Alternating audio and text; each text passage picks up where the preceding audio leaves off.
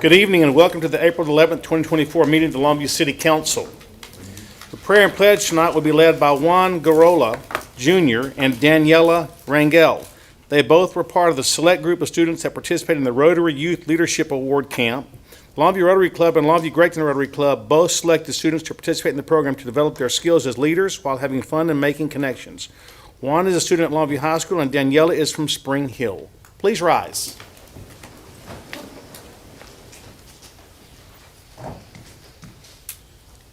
You may now bow your heads for a prayer. Dear God, I thank you for today. Thank you for giving us another day here together.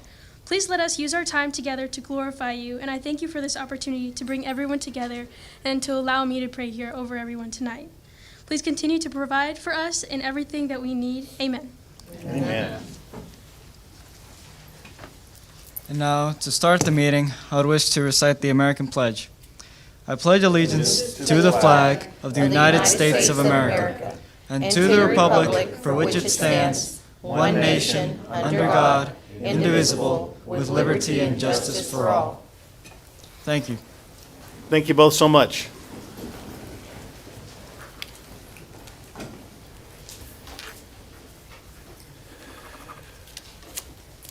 We have a presentation tonight, a proclamation recognizing Sexual Awareness Day. Whereas the Women's Center of East Texas has requested that the mayor by proclamation recognize April 11, 2024 as Sexual Assault Awareness in the city of Longview.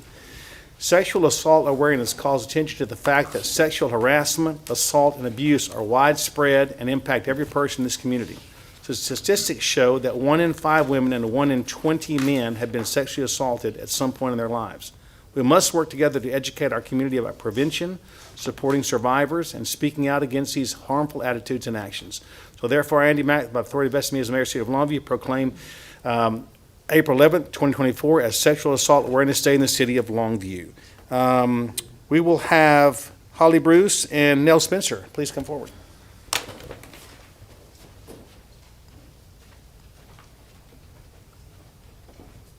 Holly, you ought to just have a permanent chair out over here. It seems like I present with you an award every other week or so. Here's his proclamation. Hey, you know, if you heard what I said, the prevention part and the awareness part of what is so important, and just making people aware of what's going on, and then helping those that have been affected by this. Those statistics are staggering. 1 in 20 and 1 in 5, that's just, it's staggering. So it could happen to any, and statistically, someone in this room has had this happen. 2 or 3 of us have, statistically. That's shocking, it's embarrassing, and it's great that we have people like you to try to keep us on the right track and get this thing under control. So thank you all very much. Keep up the good work. Great job. Thank you so much.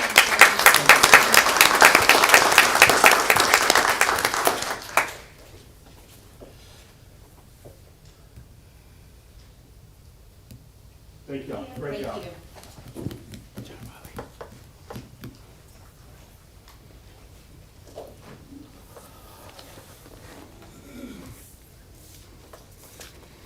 Tonight, in employee recognition, we would like to show appreciation for the employees of the Longview Public Library.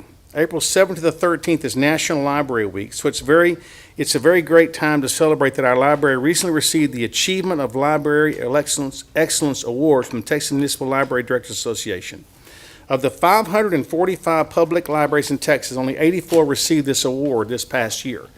The achievement requires libraries to exhibit excellence in each of 10 categories related to service, support, and collaboration. The library circulated approximately 240,000 physical and digital items last year and received 110,000 visits. The library also demonstrates distinction through our many programs and services, including children's story time, seasonal events like Haunted Library, and free digital resource offerings, and many other volunteer and local partnerships that keep the library connected to the community year-round. So I would like for all the library staff to come on up, and let me present this award. Jennifer, you come on up front and center.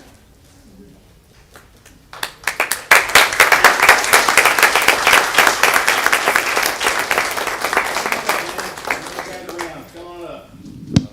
Y'all practice this earlier. Y'all got this now. While they're coming up, let me just reiterate what an incredible public library we have. If you all haven't visited the library, you're really, really missing out, because this staff and that library, it's the bomb. They do so many good things for kids and for adults as well. They're always having something going on over there, and they're always happy and kind to see you walk in that door. So this group of people right here, y'all rock. I'm telling you, y'all are just fantastic. The way y'all handle yourselves, and you make everybody comfortable when they come to see you. So thank you for what you're doing. Please keep that up, because libraries are important. It's where some kids learn how to read and what books are all about. So keep it up. Thank y'all. Y'all are awesome. There you go.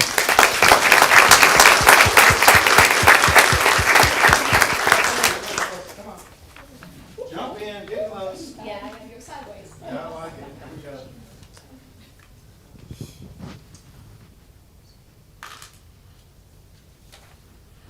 And what an honor to have this award out of all those libraries that applied, and we're one of, 84? Is that what it said, 84? That's pretty awesome. Y'all are awesome. Thank y'all. Keep it up.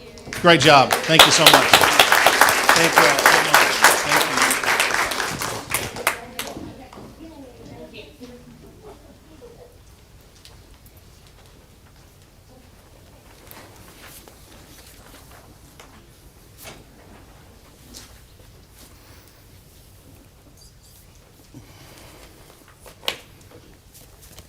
We're now to citizen comment. I do have a few speaker cards tonight. We will start with Larry James Smith. When you come to the podium, please state your name and your address, and you have 3 minutes to speak. Thank you. Thank you. To the city councils, mayor, my name is Larry James Smith. I reside at 2306 Nixon Drive. That's also the address of my LLC, which is Intola Mixed Traffic. And I am here tonight to announce the event that I'm having on Saturday, the 13th of April, 2024. I want to impress that because I made a flyer and I did it from my heart, because every morning I look for guidance from God.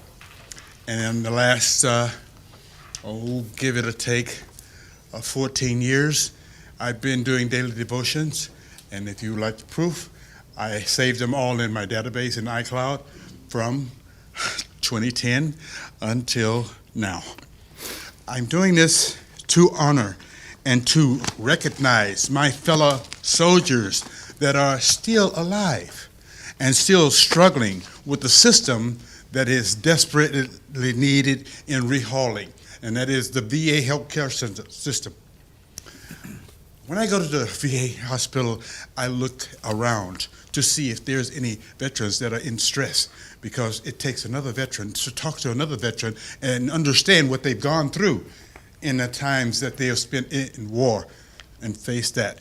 And a lot of people don't know they walk around with post-traumatic stress disorder, and they don't know why. I'm a candidate of that. And I'd like to be able to pass out the invitations. It's double-sided to the group that are here, so that they can be aware of 13th of April, 2024. I also would like to address my nonprofit that I'm striving to work for now, because I have my LLC, which is Intola Mixed Traffic. I was surprised. It took a little bit to get it. It took a little savings to get it. It took time to sit and talk with someone to establish that I was a legitimate business and able to be granted an LLC. So on that LLC, I am moving forward in having this function for the veterans that are still alive and still having issues and still need help. I want to honor them by what I've done. On the second page, it's gone out and solicit to those businesses, which is restaurants, and mostly restaurants, food places. They donated to me 2 years ago when I had an event at Heritage Plaza under my sole proprietorship of Intola Mixed Traffic. Such places as Buffalo Wild Wings, Cheddar's, Cowboy Chicken, McAllister, Mr. Red Smith? Lobster. Mr. Smith, your time is up, sir. Wow, that's fast. Thank you. May I pass them out, or? You can go, as they leave, you can if they want them, but you can't pass them out during the meeting, okay? I understand. Thank you sir. very much. Appreciate you. I appreciate your time.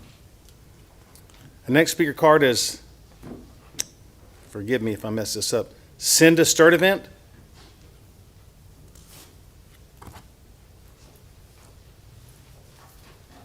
Good evening.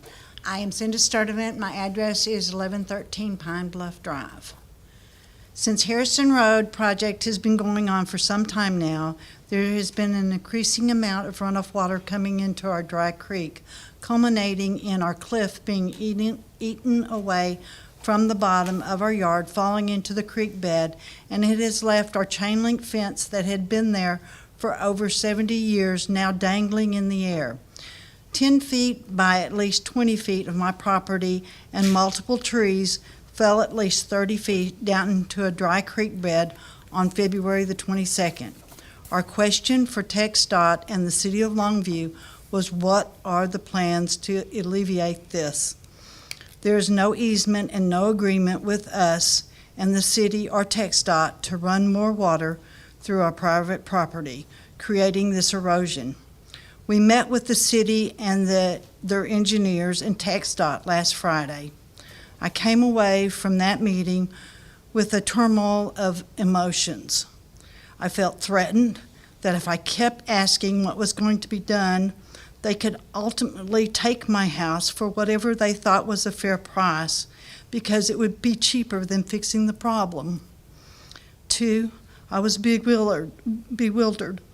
Was due diligence done before this road expansion started? If so, how come our cliff came as a complete surprise to those in this meeting? More than one said they didn't even know there were cliffs like this in Longview. 3, I was a little angry and frustrated. I won't call anyone a liar, but there was smoke coming from the engineer's pants.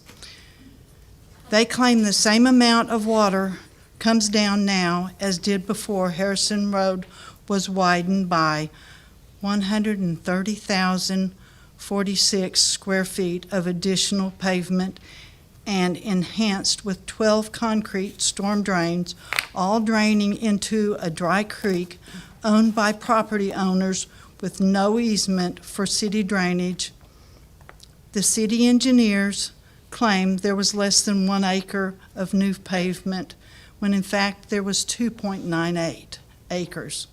So how can this calculation for runoff be correct? Thank you. Thank you, ma'am. The next speaker card is Joseph Allen.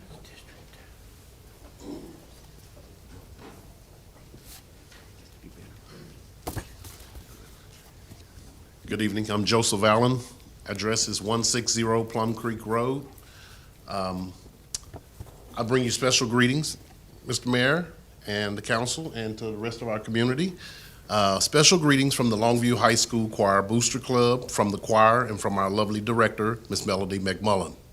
I'm not sure if everyone have heard. I know you all have probably heard, but so the public can know, we were invited and selected to represent the state of Texas this summer by traveling to Normandy, France, to help salute the veterans of D-Day as we celebrate the 80th year anniversary of D-Day. What a huge undertaking for our Lobo Choir. But I'm here standing today to give you my thanks and some good news. Back in August, I asked for the city's endorsement. Y'all gave us your endorsement, and I'm proud of that. And I think that you should be proud of that. Our community have been totally behind us. It's been incredible to see our community of businesses and individuals, how they stood behind us in our efforts of fundraising all this year. It's been incredible. It was a huge feat. Traveling, our goal was 40 kids, traveling at over $4,200 per traveler. Wow, that's a huge bill to ask for, to ask our community. But I'm here to tell you that come June the 3rd, we're going to Normandy, France. It's our good news.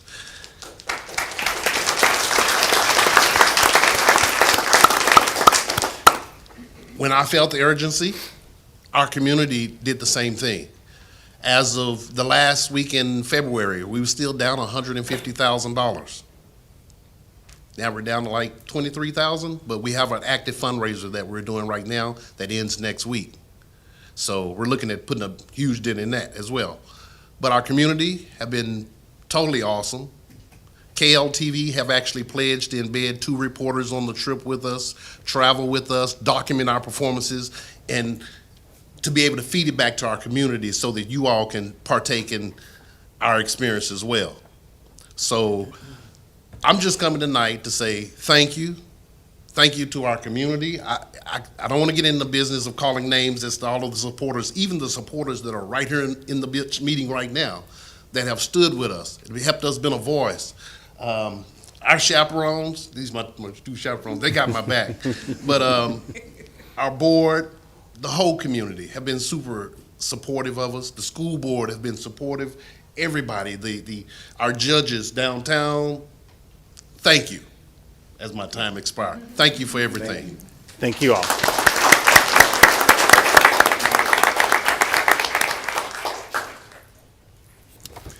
Next is Elizabeth Ballantyne. My name is Elizabeth Ballantyne. I reside at 1313 Quail Lane, Longview, Texas. I'm here tonight to advocate for One Love. It's a homeless shelter. And I want to tell you a little story. So in 2023, I lost my husband. I lost my home. I couldn't afford to pay for it anymore because the second income was gone. So I ended up living in my car for 2 months, and it was the most horrible, most depressing time of my life. I even contemplated suicide. Somebody told me about One Love, and you know, my pride kept me away from there, but eventually I did go, and I was able to find some hope because it was horrible. But through One Love, I have actually got a job. I actually have a place to live now through their resources. Within a week after going there, I had all that. So One Love has really done a lot for me, and it can do a lot for a lot of people if they put forth the effort. And I know everybody doesn't, but there's a lot of people that do. And I love that place. It's a place where people can take a shower, they can get a hot meal, wash their clothes. It's a place where you can sit and you can kind of regroup, because I know that being homeless is hard, but it's a place where you can get it together. I'm really nervous standing over here talking to you. I know y'all can tell that, but anyway, sorry. I'm just very happy for that, because I don't know where I would have been if it wasn't for them. They have given me the hope, the courage to believe in myself, and my confidence is through the roof. I feel like I'm Superwoman right now. I feel amazing because of what they have done for me. So that's all. Y'all have a great day. Thank you.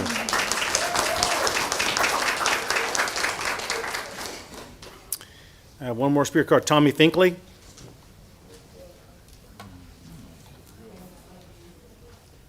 Council and Mayor and Council, Tommy Finkley, 4736 West Loop 281, Longview, Texas, 75604.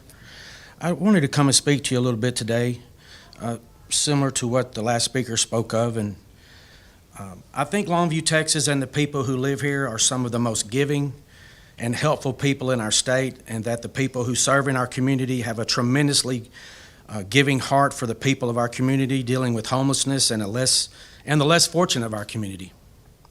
We have countless churches and missions and people in those organizations who volunteer and selfishly and humbly give of their time and talents every day to help the people in need and in all the instances in our community. Most of these people do not want recognition.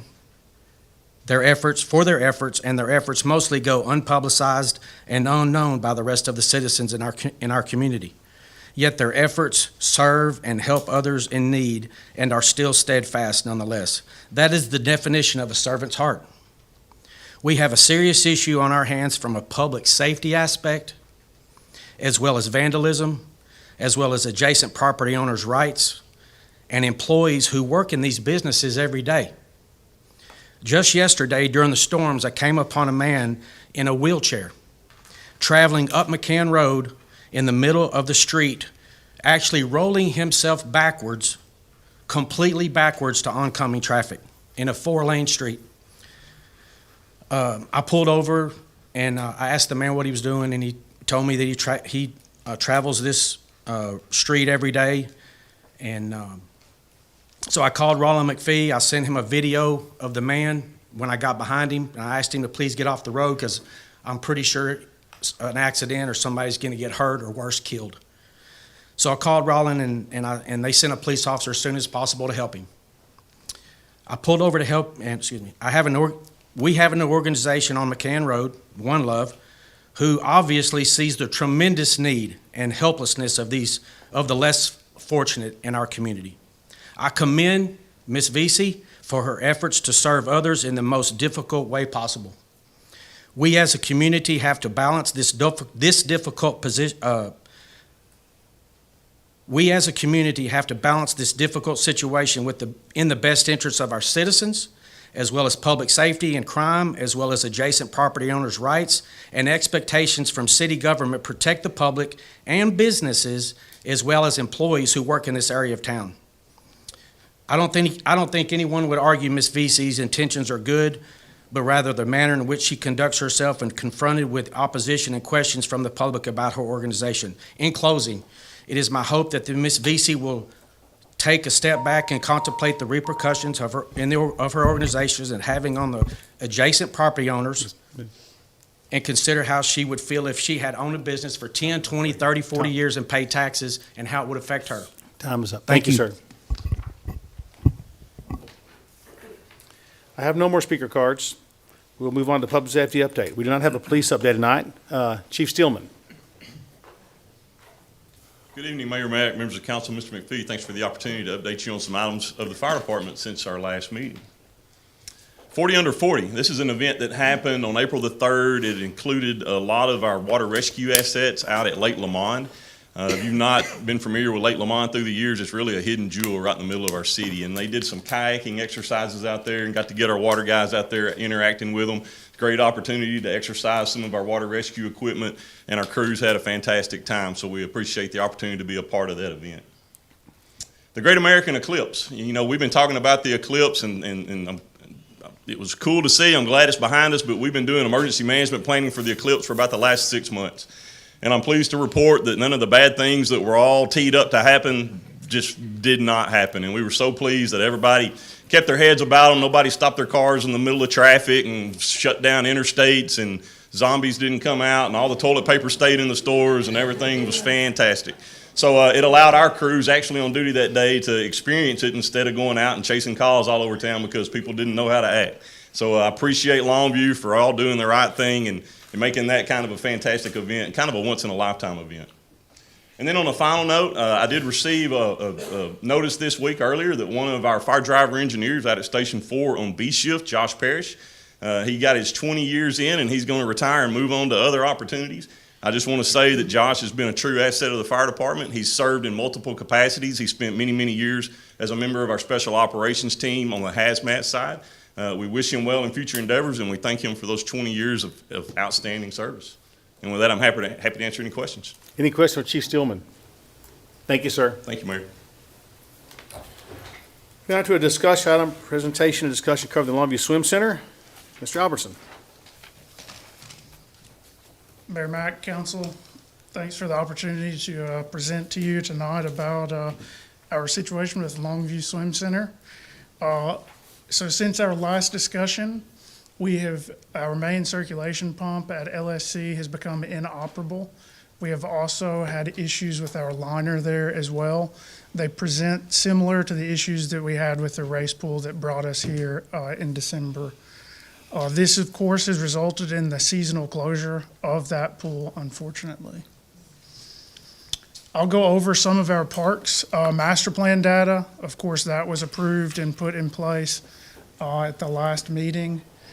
You can look at that, the numbers. Essentially 73% of survey participants felt like recreational pools were important for the city of Longview. 72% of survey participants felt like splash pads were important for the city of Longview. And then 34% of people felt like competitive swimming pools were important for our community. Also in the other graph there, you will see that pools ranked second highest among dissatisfaction for our current facilities in the city of Longview.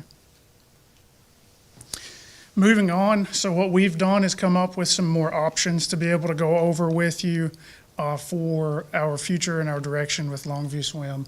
The first is the abandonment of Longview Swim Center for an estimated cost of $150,000. This option would, of course, allow us to explore future locations, and other options on the table would be a new neighborhood pool, a new community pool, or an outdoor-indoor pool combination type facility. Option B would be a repair of the recreation pool and a close of the race pool for an estimated cost of $2.1 million. This would remove the race pool and cover it with a concrete pad, allowing us to use that area for different types of programming and several other events. Option C would be to repair the facility as it sits today. This would be the exact same layout as there is there. No new features would be added with this option. And then option D would be a remodel option for an estimated cost of $4.2 million. With this option, you would remove the race pool and add a splash pad facility so that we could target a wider range of people, different mixed age uses for that. We would also add an additional larger water slide. And then that splash pad could also be used more months out of the year. We could divide it in a way that you could utilize those as two separate facilities. And with that, I'll take any of your questions about those options. John, thank you for this update. Council, this has been an issue for us that we've had to try to navigate around, but, pools have been an issue, I think, since the dawn of pools. Pools are just expensive. There's just no two ways around it. If you own one, you understand that. They're just expensive to own, they're expensive to maintain. That's just the nature of that beast. But we do know that as a city, we're not required, but we are kind of required to provide pools for our community. That's a high priority for our citizens. And if we're going to provide pools, we need to take care of them. We don't want to have pools as our second most neglected maintenance item on our thing, because the pool is kind of like a boat to me. If you don't use them, there's a lot of maintenance to them. And the problem with pools is you don't use them year round. So, they're not, when you crank them back up the next year, it's a lot of maintenance to get them back going again. So I think we have to really, understand that it's just an expensive endeavor. In the 9 years I've sat here, we have discussed pools time and time again. From Paula Martin Jones to Ingram, the splash pad. There's just a lot of work on these pools. We even tried to get a water park here. Everybody wants that, but we can't always afford all the things that we wish that we had. I wish we could, but we sometimes can't. But we do know that we do have a responsibility to the residents to do something to accommodate these needs. If you go back and look at the history of our pools, we used to have pools at Stamper Park and at Broughton Park, and those have both closed. And it's a shame that they've closed. It would be a shame if this Pine Tree Pool closes.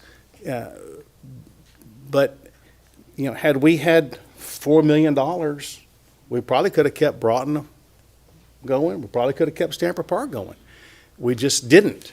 But those decisions were made, many years before any of us sat on this council. I've sat on here. I was on the council when some of those decisions were made back in the early 1998s in those areas. But those are areas that we don't have pools any longer. We've spent a lot of money on these swimming pools, a lot of money. $1.6 million in 2000, $995,000 in 2007.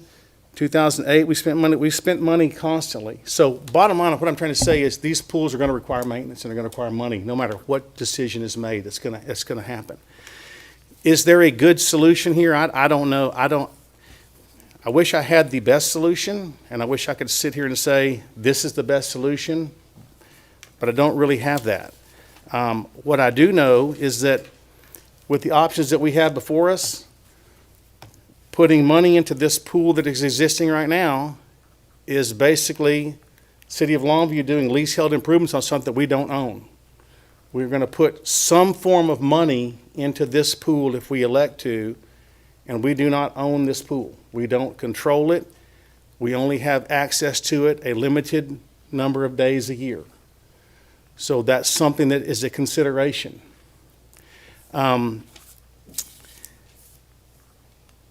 A lot of people come to me and said Pine Tree should participate in this endeavor. Well, no, really they shouldn't, and here's why they shouldn't.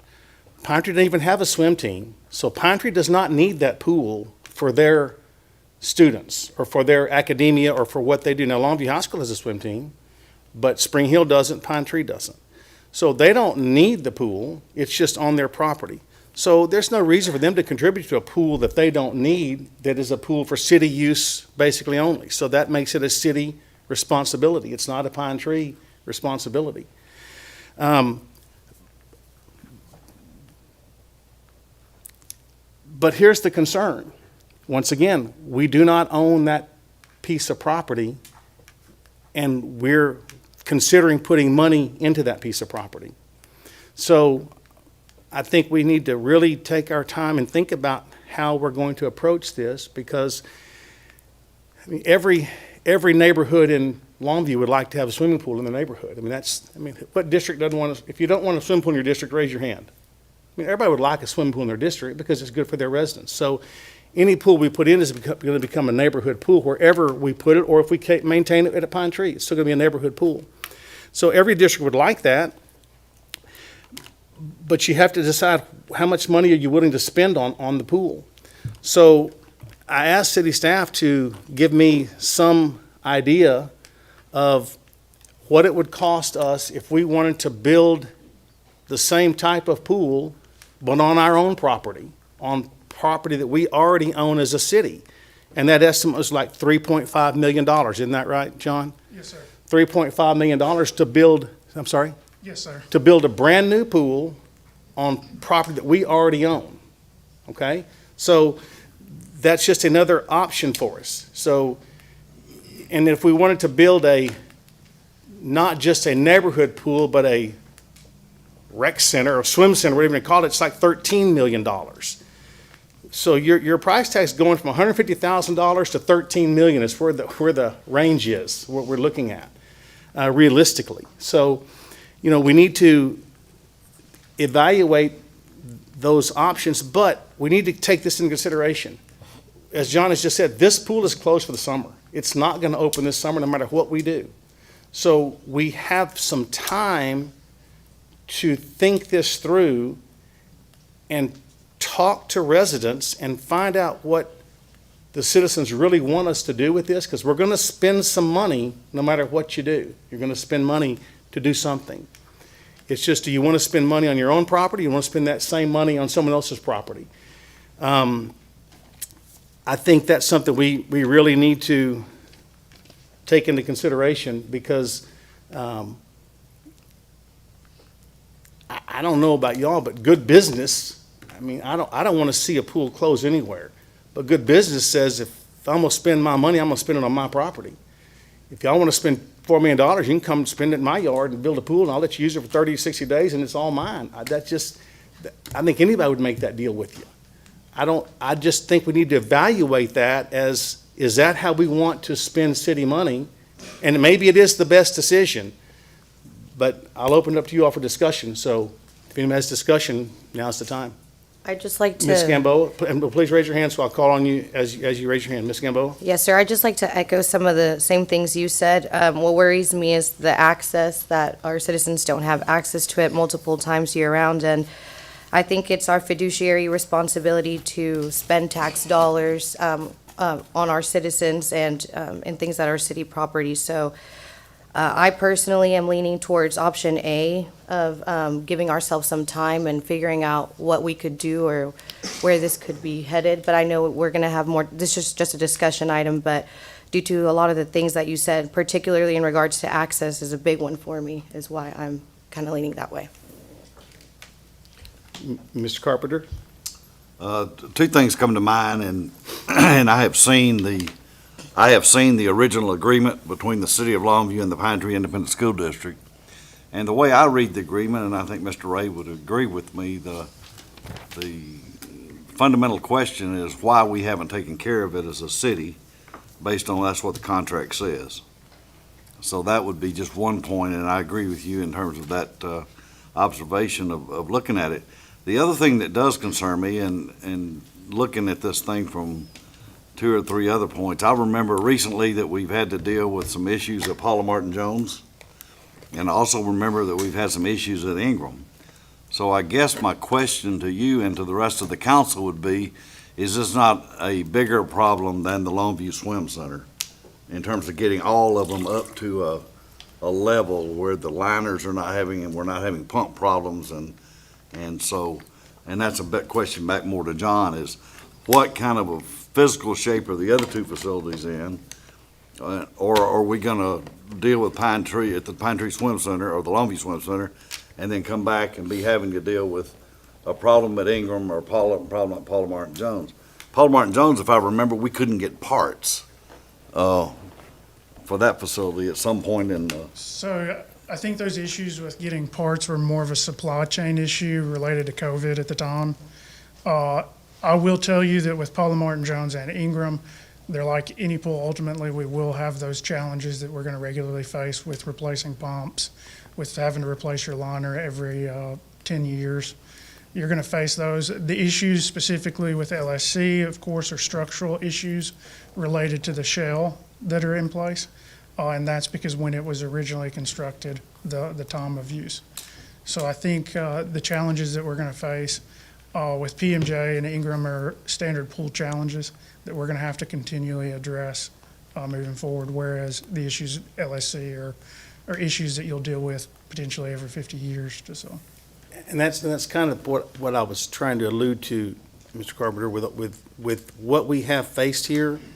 I think we really need a 30,000-foot view of what we're really trying to do. Are we trying to patch a pool at Pine Tree, patch the pools at Ingram, patch the pool at Paula Martin Jones, or would a large swim center function as a city pool and you don't have to have the other pools? I don't know that answer, but you need to consider those things in how you're spending your dollars, because if you could spend 13 million, I'm just going to throw some numbers out there, this is not concrete, spend $13 million, which is a lot of money, but you could solve all the problems that you were having with every pool, and the other pools would no longer become a maintenance issue for you. Are you better off? I don't know that answer, but we can certainly run some numbers and find out. Another thing that we need to also take into consideration, not consideration, but think about this, Longview High School has a bond coming up, and part of their bond package is a natatorium, which is a covered pool. And speaking with their administration, with Dr. Wilcox, that pool, if it passes, will serve a lot of different needs to all of the schools. From what I've understood, they will allow all the schools to use that pool, which is very kind of, those schools all work together. They all help each other through all kinds of things. Tennis tournaments, basketball tournaments, swimming tournaments, they're all good about interacting.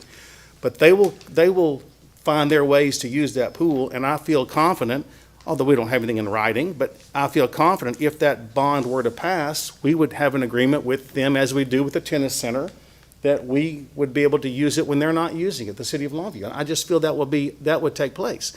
Now, that's just me speaking, but I feel like that's the way that's always been with them, and they're doing the tennis thing too. We've sat and listened to the tennis people complain about not having a tennis center. We understand that. So if that part of the bond passes, it's more tennis courts as well. So keep that in mind as we move forward in this discussion, because that does affect it affects Longview High School, but it affects the entire community as well, which I think is something that we have taken into account. But I just think this is a complex issue that is not going to be solved by putting money in one spot, I don't think. Now, I won't be here to do those things, but some of you all will be. And you need to take these into consideration when you look at this as to how to accomplish something in maybe spending the money it takes to solve the overall problem and not do patchwork. But then again, do you have that money? So those are things that you all will have to be looking into in the coming months and years. So, Ms. Noddy, do you have a question? Good evening, everyone. John, could you please go over the option A, again, A and C? I didn't get the figures. on Yes, that. so option A would be the abandonment of Longview Swim Center for an estimated cost of $150,000. Of Okay. course, with that option, we would be able to look at the future and kind of look at those things, different options for the neighborhood pool, Okay. community pool. And then you said option C? You said option B, was that the 2.1 for a recreational pool? Yes, that is for repairing the recreational pool and closing the race pool section of LSC, Longview Swim And then Center. the 3.8 was to build a brand-new pool? It is a repair as is option, so it would be just returning it to its exact condition as it sits today. Okay. Well, I mean, I'm thinking along the line that Andy is thinking as far as remodeling a pool that we could never own. That's, I would too. I would like for somebody to come and spend $4.2 million at my house and let me have restrictions. I think anything that we do, if we're not going to do our own, we're going to have to deal with that as an issue. The restrictions, even if the bond passes, and I know a lot of people are hoping that it passes with the school bond, I think we're going to be sitting and looking at the same thing as far as restrictions. So I think if we do anything, and you and I both probably will be gone Yeah. when those decisions are made, Andy, would be to really seriously consider building a new. And A I new think you facility. I agree, I think you can narrow down your options too, because your statistics have shown that the race pool is really not a big priority. And Pine Tree doesn't need the race pool, so the option of repairing the race pool would be just throwing money away, because nobody needs those race lanes. So you're down to 3 options on that deal. Either, repair the pool without the race pool, or build a whole new system, but there's no reason to repair a race pool that Pine Tree doesn't need, and nobody else needs it, because no one else has a swim team except Longview. And so that's throwing money away there. So I think that option is pretty much off the table, personally. Anyone else? Mr. Carpenter? John, do we own Ingram and Paula Martin Jones Yes, outright? yes, We to my hold knowledge, we title. do on both of those. Thank you. Those are all parkland. If it's a designated park, we own all the parkland. Well, we have, just like Cargill, if we ever abandon the parkland that was donated to us, it has to go back to the original owner first if we were to abandon parkland. But So when we Pine Tree is not acquired- parkland. We acquired the YMCA. Did we acquire it as a city, or did a family acquire it and then donate it to us? Do you remember? It was given to the city. I think the you. Martin family acquired it and named it and donated it to us. And if we were to abandon it, it would go back to them to do what they chose to do with it. Thank you. Mr. Newstead? Mr. Robertson, what is the percentage that want the recommended rec center be? A recreational pool was 73%. Okay. So the other concern is the maintenance, right? We talked about that. Now, we just adopted the Parks Master Plan. And so with this, are we going to have a maintenance schedule so that way we're not, whatever option we choose, we want to prevent ourselves from revisiting this same situation that we're in? Yes, sir, and that's something that we've already started working on internally in our department, is to set up a maintenance schedule, not just for pools, but also for all of our facilities, so that we can make sure that we're checking off all of those items every year. Okay. So I'm in the same idea of it being something we need to look at this thing holistically and look at all the different options, even considering what LISD is doing, and considering access, versus us owning it versus some other entity. And then the maintenance, the schedule, just make sure that we're not rushing into this situation.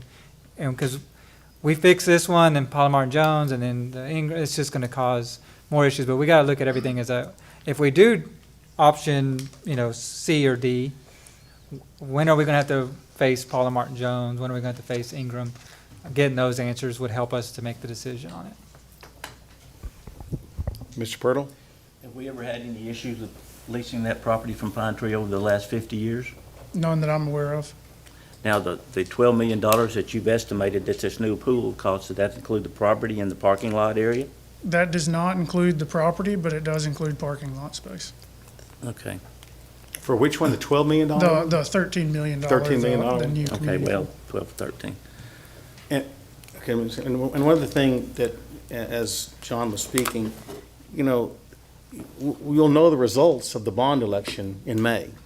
Then that helps guide us to a path, because if the bond were to pass and negotiations could be made with LISD, then you could potentially solve the Paula Martin Jones issue, because that's an auditorium is an indoor covered facility, which is the same thing Paula Martin Jones is.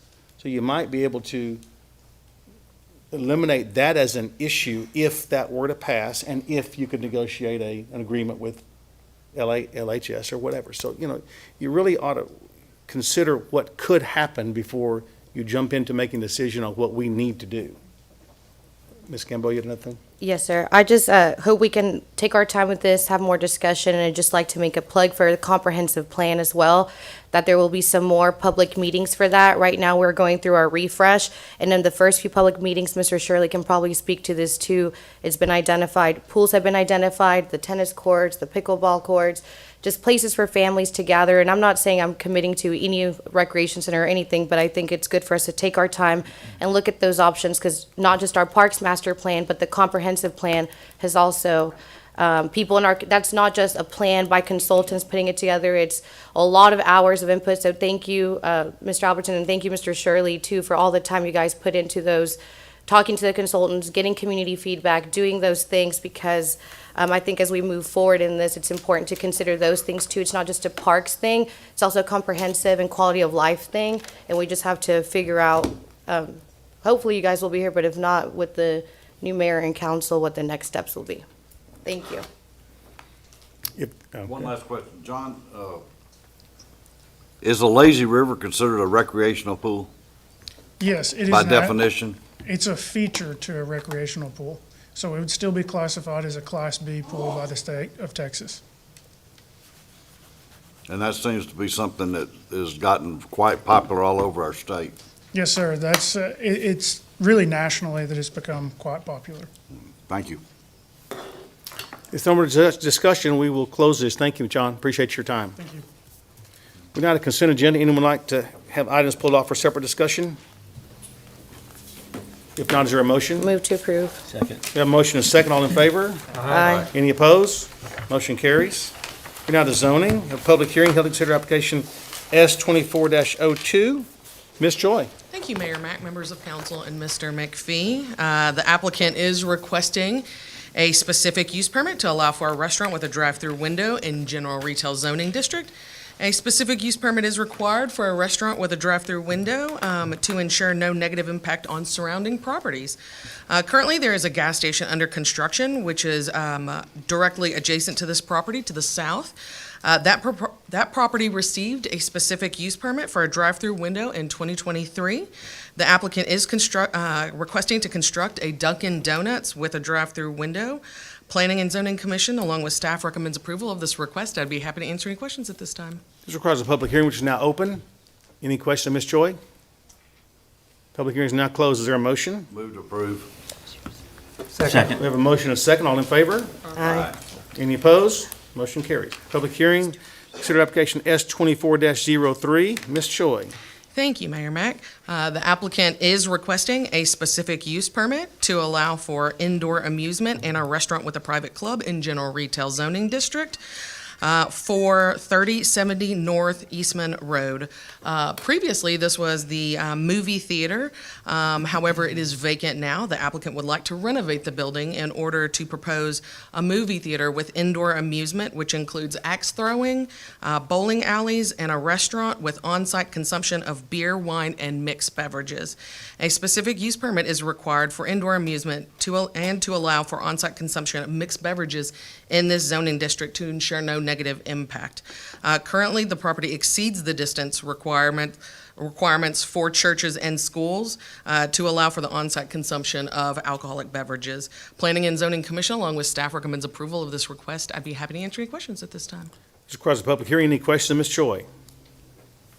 Not. Public hearing is closed. Is there a motion? Move to approve. Second.